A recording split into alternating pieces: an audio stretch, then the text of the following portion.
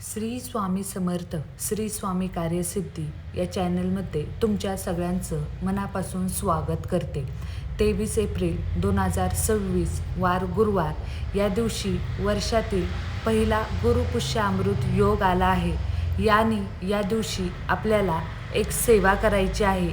ही सेवा केल्याने तुमची जी काही आर्थिक अडचण असेल ती आर्थिक अडचण कमी होणार आहे आणि लक्ष्मी माता तुमच्या घरी आगमन करणार आहे.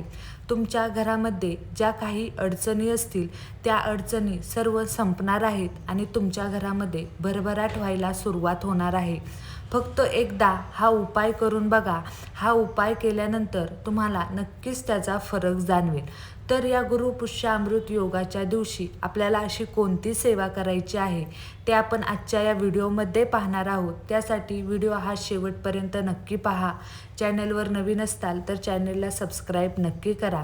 शेजारील जे बेल आयकॉन आहे त्याच्यावर प्रेस करा, जेणेकरून इथून पुढचे जे काही माझे नवीन व्हिडिओ येतील त्याचं नोटिफिकेशन नक्कीच तुमच्यापर्यंत पोचलं जाईल.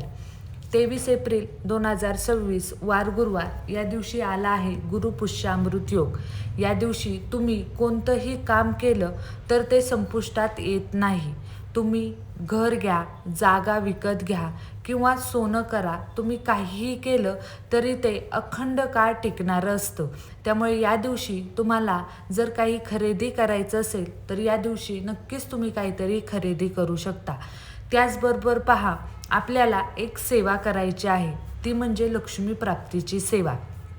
आता ही सेवा कशी करायची तर बघा, लक्ष्मी मातेला आपल्याला जर प्रसन्न करून घ्यायचं असेल, आपल्या घरामध्ये आर्थिक अडचण असेल, आपल्या घरामध्ये पैसा आहे पण तो टिकत नसेल, पैसा येत आहे पण तो विनाकारण खर्च होत आहे, तो टिकतच नाही, तर यासाठी आपल्याला एक सेवा करायची आहे. ती सेवा म्हणजे तुम्हाला फुलवातींची सेवा करायची आहे. बघा, ही सेवा तुम्हाला 24 दिवसांची ही सेवा करायची आहे. तर तुम्हाला ज्या फुलवाती असतील, इथं तुम्हाला समोर दिसत असेल या फुलवाती आहेत, अशा तुम्हाला फुलवाती आणायच्या आहेत.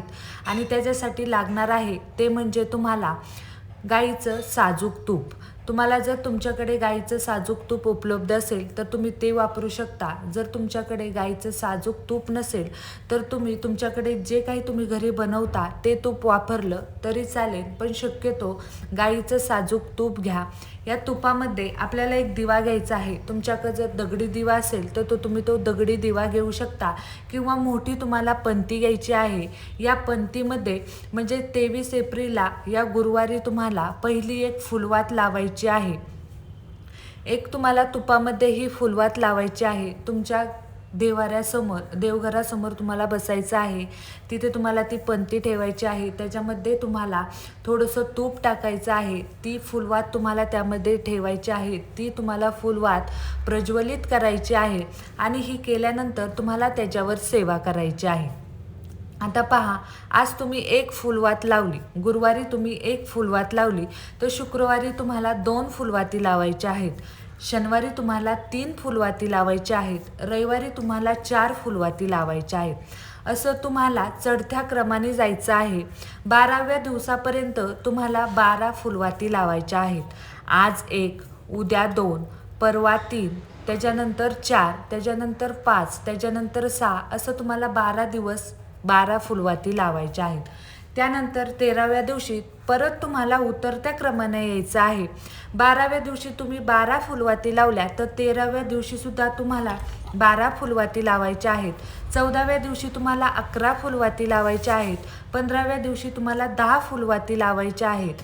असं तुम्हाला परत उतरत्या क्रमाने यायचं आहे आणि अशी तुम्हाला ही सेवा 24 दिवस करायची आहे. आता ही सेवा करत असताना फक्त तुम्हाला फुलवात लावायची नाही, तर तुम्हाला त्याच्यावर काहीतरी सेवा करायची आहे. तर ती सेवा अशी आहे, पहिलं तर तुम्हाला संस्कृतमध्ये तुम्हाला वाचता येत असेल किंवा प्राकृतमध्ये आहे तर तुम्हाला संस्कृतमध्ये वाचता येत असेल तर व्यंकटेश स्तोत्र तुम्हाला 1 वेळा पठण करायचं आहे.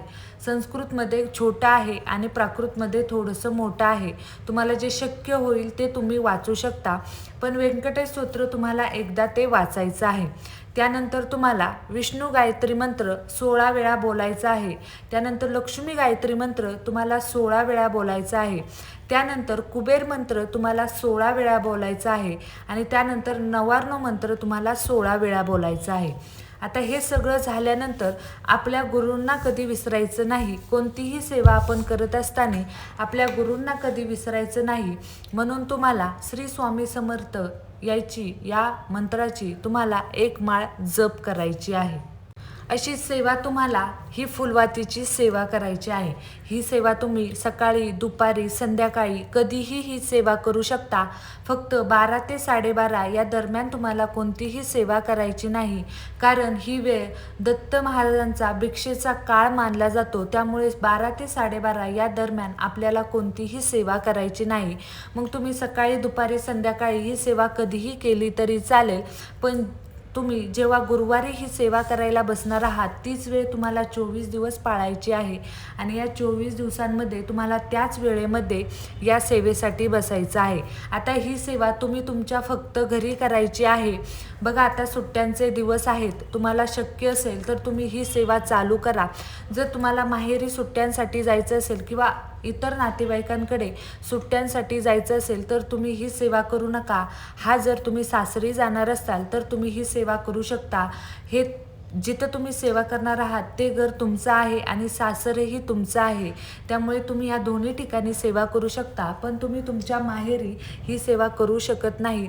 त्यामुळे जर तुम्ही कुठे जाणार नसताल तर ही सेवा तुम्ही केली तरी चालेल. ही अत्यंत प्रभावी अशी सेवा आहे.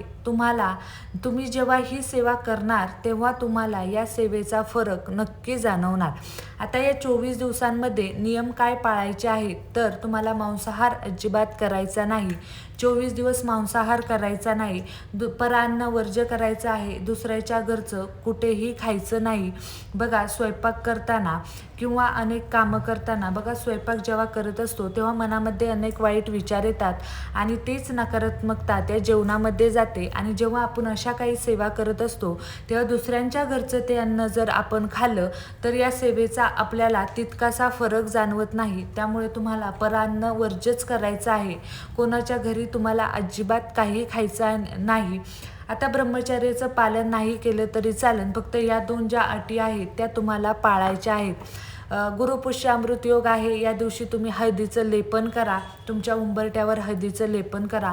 तुमचा मेन डोर आहे म्हणजे मेन दरवाजा आहे तो स्वच्छ कापडाने पुसून घ्या. त्याच्यावर कुंकवाने स्वस्तिक काढा. तुमचं जे किचन आहे तिथंसुद्धा तुमचे कुंकवाने स्वस्तिक काढा. जिथं तुमची तिजोरी आहे तिथंसुद्धा तुम्ही स्वस्तिक काढू शकता. जिथं तुमचं देवघर आहे तिथंसुद्धा तुम्ही कुंकाने स्वस्तिक काढू शकता. या दिवशी तुम्हाला ज्या काही सेवा करायला जमतील त्या सेवा करा.